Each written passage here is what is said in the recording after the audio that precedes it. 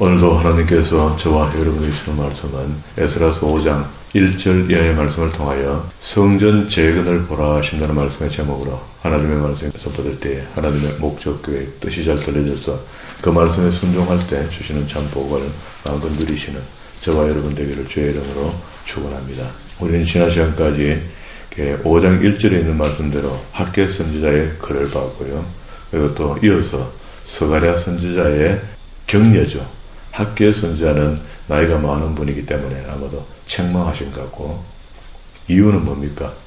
성전 재건하러 올라왔던 2차 교환 공동체가 전을 기초를 놓고 난 뒤에 바로 사마리아 사람들이 방해함으로 결국은 공사가 진행되지 못하고 중단되었다가 15년 정도 세월이 흘러갑니다. 흘러갈 때 그때에 학개 선지자가 책망하고 스가랴 선지자가 위로의 말, 격려의 말을 해주면서 다시 2차 교환 공동체들이 힘을 내서 공사를 재개하는 장면이 오늘 2절부터 쭉 이어지는 이야기입니다.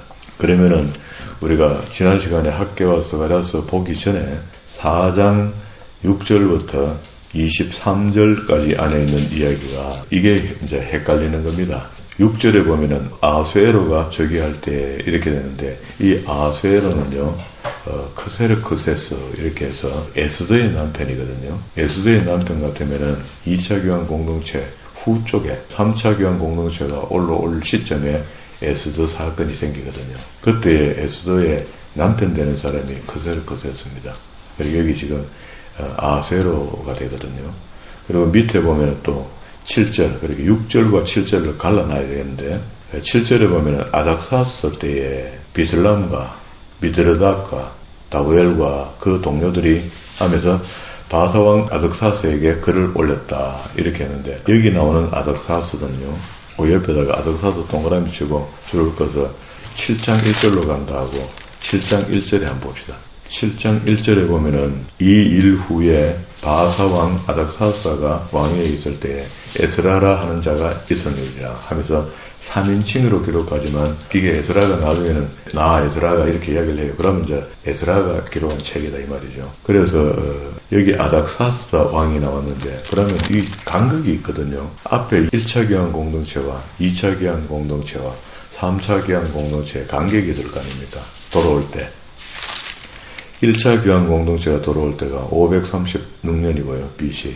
2차가 돌아올 때 457년.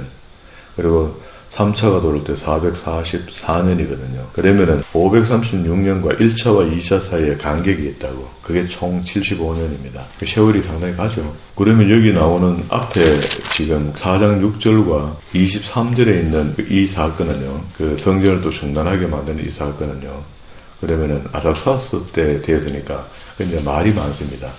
이 글에 대해서 아닥사스 이름이 잘못됐다. 다리오나 뭐 이런 사람들이 돼야 되는데 이 이름이 지금 잘못된 것 같다. 이렇게 보는 사람도 있고, 그러면 또 앞에 6절에 있는 아셀은 또 누구냐? 크세르크세스가 맞다라고 요거는 이제 확정적으로 이야기를 하는 것 같거든요. 그럼 이제 제가 이렇게 어차피 복잡하게 이야기하면 이해가 안 됩니다. 그러면 이제 4장 6절부터 23절까지 안에 있는 이야기는 전체적으로 봤을 때 이 글을 그대로 보면은요, 3차 교환 공동체 때 있었던 일이고, 이걸 자세히 설명하려 하고 이름이 잘못 기록됐다고 성경이 고장난 곳이라 생각하면은 1차, 2차 사이에 있었던 일이다. 이렇게 볼 수 있거든요. 그렇게 이해하고 이 부분은 그렇게 혼란이 있다라고 이해를 하고 넘어가는 게 좋을 것 같아요. 이걸 분명히 설명하다 보면 이런 주장하는 사람이 있고 저런 주장하는 사람이 있으니까 헷갈린다고. 그러나 이제 그 당시에 역사책이 있으니까 왕의 이름들이 다 거론되어 있거든요. 그런데 뭐 다리오라는 이름을 많이 씁니다. 이 왕도 다리오, 저 왕도 다리오 이렇게 쓰니까 이게 그때인지 저게 저때인지, 아닥사스도 역시 1세, 2세, 3세 이렇게 또 이름이 있거든요. 많이 헷갈리게 되어 있습니다. 그러나 이제 우리가 성경을 보지 못하는 부분이 있는지, 아니면 하나님께서 이런 삽입구를 넣어서 그 당시에 생겨났던 일들 중에 뭘 상기시키려 하는 것이 분명히 있을 겁니다. 그러면 이제 방해자들의 이름이 있었고, 그러게 이제 공사가 중단되는 원인, 이런 것들을 여기다가 글을 올려놨거든요. 17절에 보면은 앞에 고발장에 대한 중지 명령서가 내려왔습니다. 왕이 방백 르온과 서기관 심세, 사마리아에 거주하는 그들의 동관들 10명으로 공사 중단 명령서를 내려달라고 청원을 했잖아요. 그러니까 이때 주로 이야기하는 것이 사마리아 사람들이 자기들과 함께 봉사하지 않는다는 이유로 고발했다 하는 이야기가 여기 섞여 있거든요. 그러니까 이게 이제 3차에 보내기는 또 찝찝한 거야. 그러니까 1차와 2차 사이에 보낸 걸로 이렇게 하면 또 뭐 좀 말이 맞고. 그러니까 전체로는 하나님께서 학개 선지자, 스가랴 선지자를 통해서 격려하게 되고, 격려하게 되므로 다시 여호와의 이름으로 시작됐던 전이 여호와의 이름으로 하나님의 택한 사람들을 통해서 결국 준공되는데, 준공되는 과정이 여기 이제 2절, 5장 2절로 넘어왔습니다. 오늘 읽었던 본문의 말씀이죠. 3절 후미에 성전을 건축하고 이 성전을 마치게 하였느냐, 또 누가 물었단 말이죠. 강 건너편에 사는 사람들이. 이게 하나님이 유다 장로들을 돌보셨으므로 그들이 능히 공사를 막지 못하고, 그들 누구? 3절에 그때 유브라데강 건너편에 총독 다스네와 스달보스네와 그들의 동관들이 와서 방해하려고 또 달라드는 겁니다. 간격이 있다. 그리고 6절부터 유브라데강 건너편 총독 다스네와 스달보스네와 그들의 동관들이 유브라데강 건너편 아비삭 사람들이 다리오 왕에 올린 글의 초본이라다. 그러면 이때는 앞에는 7절에 보면 아닥사스 왕이 있거든요. 여긴 다리오야. 그러면 다리오가 고레스가 죽고 난 뒤에 연이어서 왕이 되거든요. 페르시아에. 왕이 되는데 이게 1cm, 2cm 그것도 분명하지 않습니다. 이게 같은 이름이 많거든요. 그 당시에 왕의 이름이. 그 글을 읽었을 다리오 왕은 평안하옵소서. 누가 보냈단 말입니까? 강 건너편에 총독이 보냈단 말이죠. 예루살렘 성전이 재건되는데 그 왕은 아소스하고 보낸 거죠. 누구에게?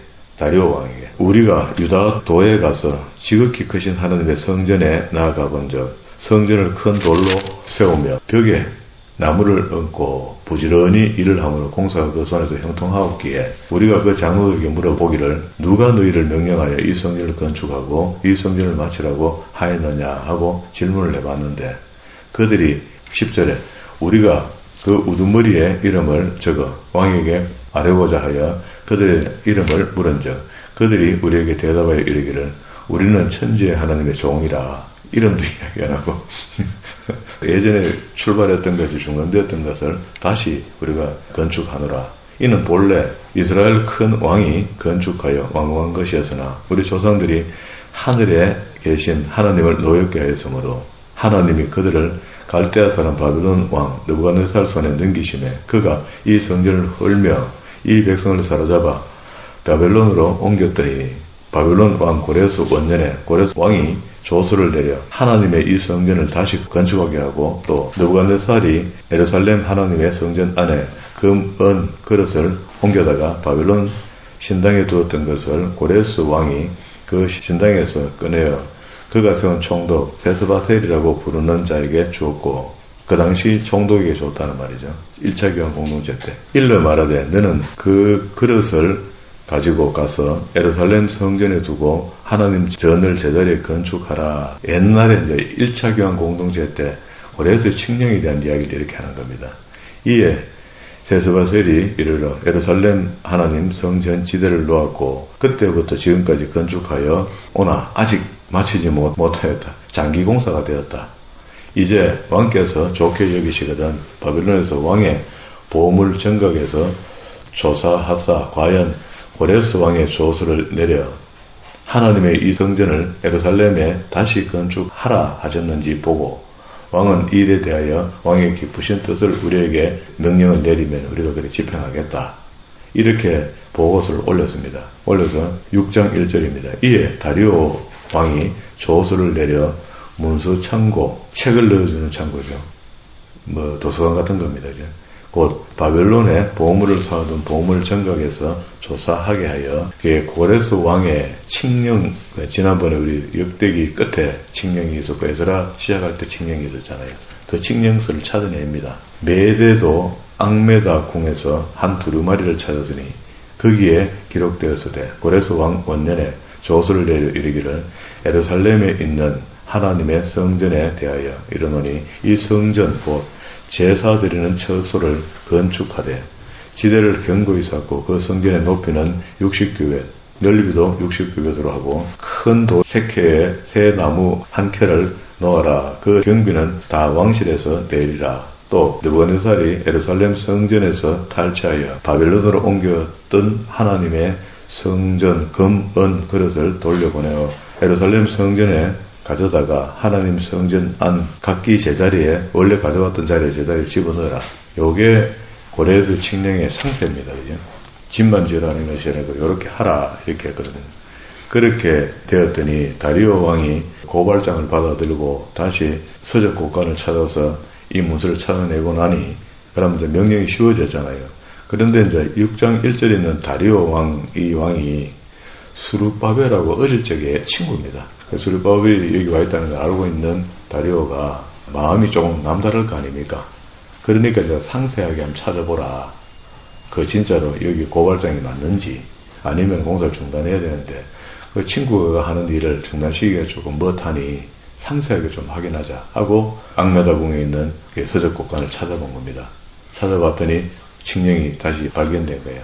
그러면 이제 이건 왕이 집행하기 아주 쉽잖아요. 증거가 되어 있으니까 고발장에 대해서.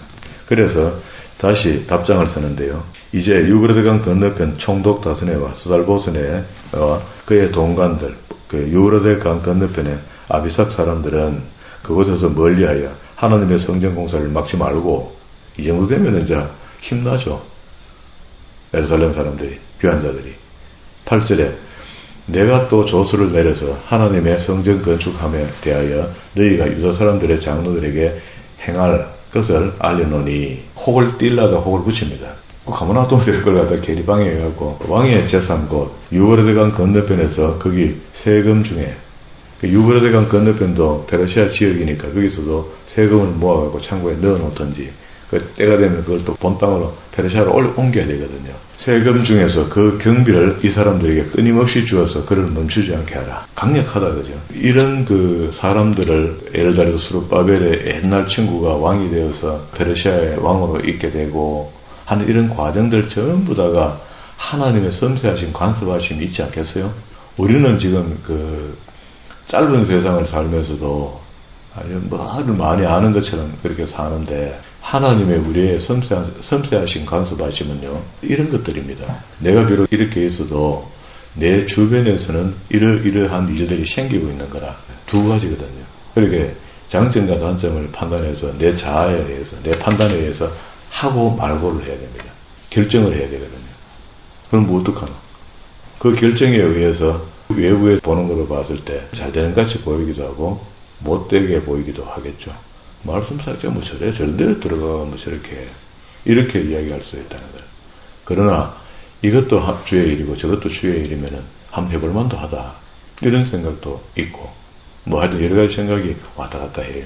오늘 이 말씀을 보면서 고발자들을 통해서 그들이 다시 예루살렘 성전 건축하는 것을 왕이 명령해서 근거가 생겼으니까 도와줘. 이렇게 이야기를 하니 안 도와줄 수가 없게 된 겁니다. 그런데 지금 학교 선자와 스가랴 선자의 글을 읽었을 때 학교 선자는 뭐라 그럽니까? 공사가 중단되고 그 건축 자재를 처음부터 너희 집 짓는데 다 쓰고 말이야. 그렇게 했더니 너희가 구멍 뚫린 전대에 돈 모으는 것처럼 안 그렇더나 하고 책망했죠. 그 책망하고 난 뒤에 뭐라 합니까? 위로하기를 은도 건도 다 하나님의 것이다. 이렇게 이야기했죠. 그 은도 건도 하나님의 것 맞죠. 하나님이 직접 은을 뜰다주진 않지만은 다리오 왕의 마음을 움직여서 본국에서 그 당시에 그 강 건너편에서 재정이 괜찮은 사마리아 사람들이 돈을 주라는 겁니다. 국고로. 다시 국고로 또 집이 지어진다. 이게 그래서 하나님의 은도 금도 다 하나님의 것이고 때가 되면 다 보내준다. 각처에서 보내준다 하는 그 말 아닙니까? 그게 응답입니다. 9절. 또 그들이 필요로 하는 것 곧 하늘에 하나님이 드릴 번제와 수송아지와 실질적인 것. 집 짓는 것은 고사하고 또 집 짓고 난 뒤에 제사 드릴 때 사용하는 것, 수송아지, 수양, 어린 양과 밀, 소금, 포도주, 기름을 예루살렘 제사장의 요구대로 어김없이 날마다 주어서 그들의 하나님께 향기로운 제물을 드려 왕과 왕자들의 생명을 위하여 기도하게 하라. 지금 현재 왕은 누굽니까? 페르시아죠. 페르시아 왕과 그 가정을 위해서 기도하도록 하라 하는데 여기 총독 다스대하고 혹 하나 띄라고 하다가 혹을 붙였죠. 이게 하나님의 방법이다 말이에요.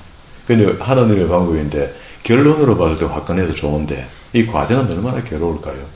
여호와의 이름으로 시작하는 일에 왜 이렇게 방해자가 많노? 하나님 우리와 함께 하는데 왜 이렇게 안 되노? 이렇게 탄식할 수 있잖아요. 안 돼도 하나님의 뜻이다. 이게 내가 하고 있는 일이 여호와의 이름으로 시작했으면 믿고 하면 됩니다.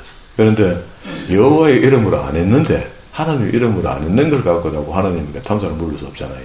그러면 일이 안 될 때는 내가 시작했던 일이 하나님의 이름으로 시작했는가 안 했는가 거기에 대한 의문을 가지고 정리를 해봐야 돼요. 우리 옛날에 사업하고 할 때 사업을 분우밭처럼 막 늘리고 막 마음대로 막 자기가 영광을 거두려고 이것 따고 저것 따고 하다가 쫄딱 망했어. 하나님 내 예수 잘 믿고 성금도 많이 했는데 왜 나를 망하게 합니까? 이렇게 질문이 생기잖아요. 그런데 너 시작할 때 그 누구 이름으로 시작했냐? 내가 한번 화끈하게 한번 해갖고 하나님 영광 한번 돌리려고 그렇게 했죠. 이렇게 하게 그건 네가 한 거 아니야 말이야. 내가 시킨 거 아니다. 네가 한 거다. 이러면 이제 할 말이 없어지는 거죠. 예수 믿는 사람 전부 다 해당되는 소리일 겁니다. 무슨 일을 했었는지 그 결과가 안 좋게 나왔을 때는 반드시 하나님의 이름으로 시작한 건가 아니면은 핑계대는 거 말고 정확하게 자기 양심 속에서 이게 하나님이 하지 말라는 건 내 생각대로 한 건가 이걸 판단해 보면 그 결국을 답을 낼 수 있거든요.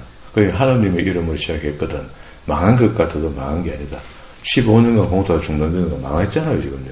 그런데 다시 이런 일이 벌어지는 겁니다. 회복이죠 회복.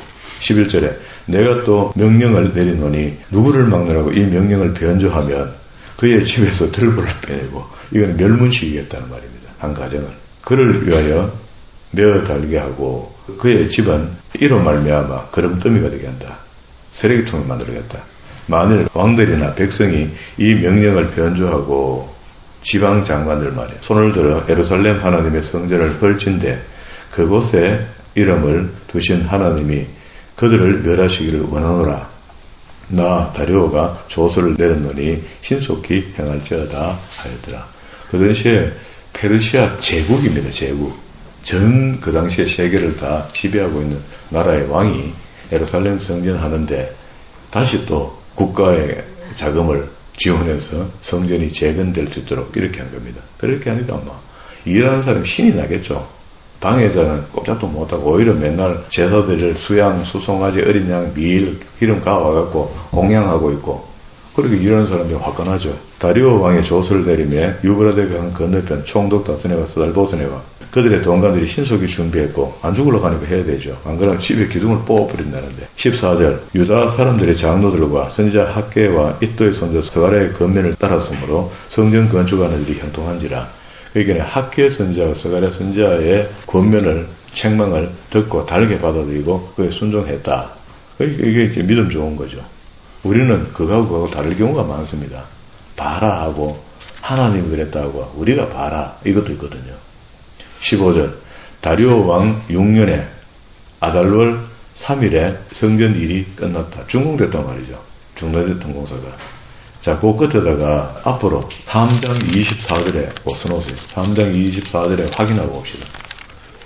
몇 년 만에 이게 공사가 끝났는지. 4장 24절에 이에 예루살렘에서 하나님의 성전 공사가 바사왕 다리오 제2년까지 중단됐다가 재개돼서 완공되는 게 6장 15절에 다리오 왕 제6년에 4년 만에 완공된 겁니다. 15년간 중단되었던 공사가 하나님의 말씀에 순종하기 시작하니까 풀려지는데 4년 만에 공사가 완공이 되었어요. 이스라엘 자손과 16절, 6장 16절입니다. 이스라엘 자손과 제사장들과 레위 사람들과 기타 사로잡혔던 자의 자손이 즐거이 하여 성전 봉헌식을 행하니 성전 봉헌식 이렇게 하면은 솔로몬이 성전 봉헌했던 때를 우리가 기억할 수 있잖아요. 그러면 다시 그때로 복권된다 그런 말입니다. 더 잘나고 더 못나고도 없습니다. 이게 하나님 전이 복권된다. 하나님의 성전 봉헌식을 할 때에 수소 100마리와 수양 200마리와 어린 양 400마리를 드리고 옛날에는 수천 마리였는데 그죠? 솔로몬 때는 이걸 이제 수 100으로 줄였습니다. 이것도 역시 이 당시의 사람들은 행편이 안 되는데 누가 페르시아 왕의 명령으로 인해서 강 건너편에 있던 총독이 갖다 바치는 겁니다. 그리고 또 이스라엘 지파의 수요에 따라 수염소 12마리로 이스라엘 전체를 위하여 속죄제를 드리고 자 우리가 죄인으로서이다 하고 성전 무너지게 한 원인이 우리입니다. 우리 조상들입니다 하고 속죄제를 드렸어. 제사장을 그 분반대로 레위 사람들 그 순차대로 이거는 이제 다윗이 만들었던 반열대로 회복식입니다. 예배가 관리도 19절에 사로잡혔던 자의 자손이 첫째 달 14일에 유월절을 지켰다. 이게 유월절을 지키는 유월절 절기가 출애굽할 때 3월달쯤 돼가 출애굽했거든요. 양력으로. 그런데 다시 유대력으로 만들어갖고 그걸 갖다가 1월로 만들어준 겁니다. 그러면 우리 양력하고 그 유대절기하고는 한 3개월 정도 차이가 나요. 그게 음력 비슷하게 보면 됩니다. 우리가. 그러면 이제 다시 그달 3월쯤 됐는데 다시 그달을 초 1일로 정하라 이렇게 했거든요. 후퇴한 겁니다. 지금. 본래 양력으로 보던 것을 후퇴가 3개월 뒤로 왔으니까 1월 1일로 여기도 사로잡혔던 자의 자손이 첫 달 14일에 유월절을 지키되 제사장과 레위 사람들이 일제히 몸을 정결케 하여 다 정결하며 사로잡혔던 자들의 모든 자손과 자기 형제 제사장들과 자기들을 위하여 유월절 양을 잡으니 개인 사람들 제사장 사람들 그게 다 속죄해야 되니까 번제를 드립니다. 사로잡혔다가 돌아온 이스라엘 자손과 자기 땅에 사는 이방 사람의 더러운 것으로부터 스스로 구별한 모든 이스라엘 사람들에 속하여 그게 대신 제사장이 백성들의 죄를 속하잖아요. 번제를 드려서 이때까지 지은 죄를 전부 다 이스라엘의 하나님 여호와를 찾는 자들이 다 먹고 즐거운 날 찾아온 사람들이 먹는다는 것은 화목 제물을 먹는다는 얘기가 되겠죠. 하나님과 우리 사이에 번제를 드리고 죄를 사하고 그리고 또 하나님과 우리의 관계 회복에 대한 화목 제물인데 앞에 거는 태워서 드리고 일부 남는 것 제사장들이 가져가고 뒤에 화목제는요 조금 태우고 많이 남겨서 제사에 참여하는 사람들이 갈라 먹어야 되는데 문제는 하루 만에 다 먹어야 됩니다. 어마어마한 양을 하루 만에 먹으려면요 사람을 많이 모아야 됩니다. 즐거움으로 이랫동안 무교주를 지켰으니 그렇게 한 번 제사 안에서 그러면 하루 동안에 먹는 것도 먹는 거지만 3일을 고기를 넘기지 말아야 하거든요. 작은 고기를. 그럼 3일을 넘기면 썩는다고 생각하는 겁니다. 그러니까 배탈 나니까 먹지 말아 하는 건데 그럼 이제 그날 하루 만에 다 먹어야 된다. 그리고 이제 매일 잡는 일부를 드리고 나머지 고기는 먹어야 되니까 수많은 사람들이 모여서 함께 나누는데 그게 화목제물이다. 이는 여호와께서 그들을 즐겁게 하시고 또 아수르 왕의 마음을 그들에게도 돌려 이스라엘의 하나님이신 하나님의 성전을 건축하는 손을 힘있게 하도록 하셨기 때문에 그렇게 됐다. 됐죠? 이 하나님 대단하십니다. 우리가 알고 있는 하나님은 우리가 스스로 기도하면서 째째한 하나님을 만드는 것 같아요. 전력한 하나님으로 우리가 그렇게 만들어가는 것 같아요. 우리가 조금 더 참고 조금 인내하고 하나님을 전능하신 하나님으로 생각하고 말은 그렇게 하는데 우리가 대하기를 전능하신 하나님을 안 대하시는 것 같아요. 그러니 응답이 아예 안 오지. 자기 욕심대로 구하고 있으니까. 하라는 건 하나도 안 하고 맨날 이거 없습니다. 저거 없습니다. 저거 주세요. 이거 주세요. 이런 기도나 지금 하고 결론적으로 보면 우리가 다 그런 기도거든요. 그럼에도 불구하고 하나님이 그 기도를 귀 기울이시고 간과하지 않으시고 어떤 부분은 들어주시고 어떤 부분은 지연시키고 이렇게 하시잖아요. 그러니까 성경을 보니 오늘 여기 응답받는 방법에 비결이 여기 들어있는 것 같아요. 우리 본 내용 속에. 처참하게 무너져서 아무것도 할 수 없는 그런 상황에 놓인 사람들이 하나님과의 관계 회복이 그 중간에 메신저가 누구였습니까? 학개와 스가랴입니다. 하나님의 책망의 음성을 들었어요. 격려의 말을 들었지만 그것도 역시 책망입니다. 너가 뭐하고 있나 말이야. 오늘도 우리가 하나님과 우리 사이에 에베소서 1장을 한번 봅시다. 에베소서 2장에 들어있거든요. 에베소서 2장에 보면은 구원받을 상태와 구원받은 후에 대한 글을 우리가 구원받았을 때 구원받았다고 할 때 구원받기 전과 구원받은 후에 대한 이야기를 쭉 해요. 2장 1절에 그는 허물과 죄로 죽었던 너희를 살렸는데 그때는 동그라미 치고 2절에 그때는 3절에 전에는 구원받았을 당시는 그리고 구원받기 전에는 이렇게 해서 설명을 해내려다가 우리가 이제 교회에 대해서 어떻게 생각하느냐 하는 것을 에베소가 설명하면서요. 11절에 그러므로 생각하라. 너희는 그때에 아까 그때죠. 육체로는 이방인 맞았죠. 우리도 이방인 맞잖아요. 그리고 다시 12절에 그때에는 너희는 그리스도 밖에 있었고 이스라엘 나라 밖의 사람인데 약속의 언약들에 대하여 외인이요 세상에서는 소망이 없고 하나님도 없는 자였는데 이제는 다시 이제는 동그라미 13절. 전에 멀리 있던 너희가 그리스도 예수 안에서 그리스도의 피로 가까워졌느니라. 14절. 그는 우리의 화평이신지라. 둘로 하나를 만드사 하나님과 우리 사이 이런 이야기입니다. 원수가 된 것을 그때는 원수가 됐는데 지금은 편을 먹었다. 그죠? 하나님과. 중간에 막힌 담을 자기 육체로 거시고 누가? 예수 그리스도께서 화목제물로 하나님과 우리 사이를 풀어줬다는 겁니다. 이걸 보고 담이란다. 담. 막힌 담. 이 막힌 담을 다르게 표현하면 하나님과 우리 사이에 격을 두고 있던 격벽에 죄다 말죄. 죄 때문에 막혀있던 담을 하나님께서 그때와 이때 이렇게 표현하면서 무너뜨렸다는 거예요. 화목제물로. 완전히. 그렇게 밑에 보면은요, 16절에 보세요. 십자가로 이 둘을 한 몸으로 하나님과 화목하게 하려 하심이라. 원수된 것을 십자가로 소멸하고 또 오셔서 먼 데 있는 너희를 평안을 전하고 가까운 데 있는 자들을 평안을 전했으며 이는 그로 말미암아 먼 데 있는 자는 이방인인 우리였고 가까이 있는 사람들은 유대인들 중심이었고 이는 그로 말미암아 우리 둘이 한 성령 안에서 아버지께 나아감을 얻게 하려 하심이라. 성부와 성주와 성령이 하나다. 우리 속에 임재했다. 결론. 그러므로 이제부터 너희는 외인도 아니요 나그네도 아니요 오직 성도들과 동일한 시민이요 하나님의 건속이라. 너희는 사도들과 선자들의 터 위에서 세우심을 입은 자라. 사도 시대가 지나갔죠. 사도는 예수님이 자기 제자를 만들 때 사도라 했습니다. 그리고 사도 뒤의 시대에서는 사도라 하지 않고 속사도라 이렇게 했습니다. 그러니까 사도가 세운 사도다 말이야. 속사도. 그리고 이제 선지자도 구약 때 선지자, 선견자 했던 것이 사도가 만들어지면서 우리는 끝난 겁니다. 터 위에 세우심을 입은지라. 그리스도 예수께 친히 모퉁이 돌이 됐다. 그게 성전, 아까 우리 무너졌던 그 성전이 스룹바벨 성전이었고 다시 안티오코스 에피파네스 4세를 통해서 신구약 중간기에 예루살렘 성전이 다시 한번 무너지거든요. 그걸 갖다가 헤롯이 다시 보강한다고. 그래서 세 번째 보강된 것이 헤롯 성전이라고.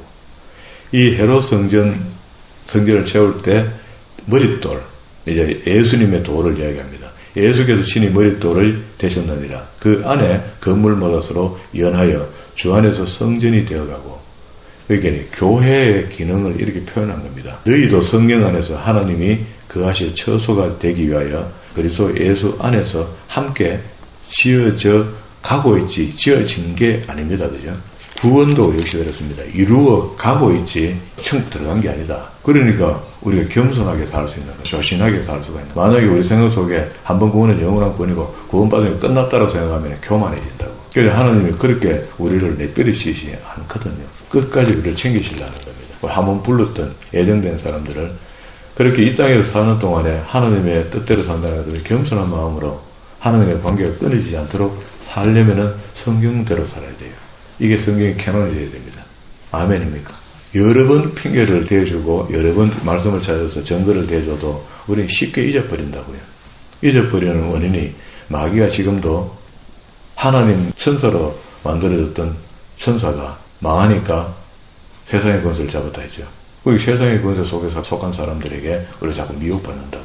그거하고 우리하고 상관없습니다. 구원받을 자들은 세상과 상관이 사실 없는 거거든요. 그러나 이 땅에 발을 붙이고 살고 있으니 어떤 거는 소화도 해야 되고 어떤 건 감당도 해야 되고 그런 겁니다. 그러나 우리에게 약속된 것은 그 사람들이 상상도 하지 못할 새하늘과 새 땅을 소망하고 있기 때문에 게임이 안 된다고 그러고 그런 부유함으로 살아가야 됩니다. 어떻습니까? 할렐루야죠. 그래서 너희가 이 땅에 사는 동안에 내가 생명을 허락하는 날까지 좀 선전판으로 좀 살다가 와 라고 하는 게 뭐가 떨습니까? 선전판으로 살아드리는 게 당연한 겁니다. 베드로가 성경에 초입에서 하나님이 이스라엘 백성들을 선민으로 택하고 장자민으로 택해서 명령하신 것이 전 세계가 내게 돌아오도록 좀 하라. 나를 좀 알려줘라 하는데 그 알려주는 방법을 명령했는데 십계명을 주면서 너가 먼저 살고 그렇게 하나님을 찾아오도록 만들어라 했던데 그게 안 돼서 그래서 주님이 오셔서 십자가에 죽으심으로 이제 십자가의 복음이 온 세계에 퍼져나가는데 그 퍼져나가는 것이 우리가 복음의 사람이 되어서 하나님의 선전판으로 사는 게 맞다라고 그래서 왕같은 제사장이 된다라고 베드로가 출애굽기 15장 5절과 6절의 말씀을 정리해서 마감시켜 놓은 겁니다. 그러니까 더 이상 다른 방법 쓰면 안 돼요. 우리는 하나님의 말씀의 사람이 돼서 빛과 소금의 역할, 향기가 되어서 살아서 우리가 하나님을 가라는 곳에 그게 저 산꼭대기에 광고판을 큰 걸 만들어가 꼽아놨는데 광고판이 야 이건 너무 춥다 안 되겠다 나는 내려가란다고 혼자 삑삑 내려올 수 없잖아요. 광고판은 그게 사명이야. 그 가서 그 산꼭대기에 큰 간판으로 있어야 되는 겁니다. 그리고 또 구멍에 골목에 작은 간판으로 세워지면 거기 작은 간판으로 있어야지 사고가 안 나요. 그런 역할을 각자의 기독교인들이 하나님 주신 사명대로 자기 역할을 감당하는 겁니다. 그렇게 예를 들어서 장로님의 가족들은 그곳에서 하나님의 선전판이 되고 저는 여기서 하나님의 선전판이 되고 우리 권사님은 경산에서 선전판이 되어져야 되는 겁니다. 그리고 내가 하는 일들 직장 속에서도 의자에 앉아있는데 그게 하나님의 선전판이 되어져야 되는데 그 건드리면 가시래기가 되고 말이야. 그 건드리면 불협화음이 생기고 화평의 사람이 되지 못하면 곤란하잖아요. 하나님 선전판 아닙니다. 하나님 욕먹이는 겁니다.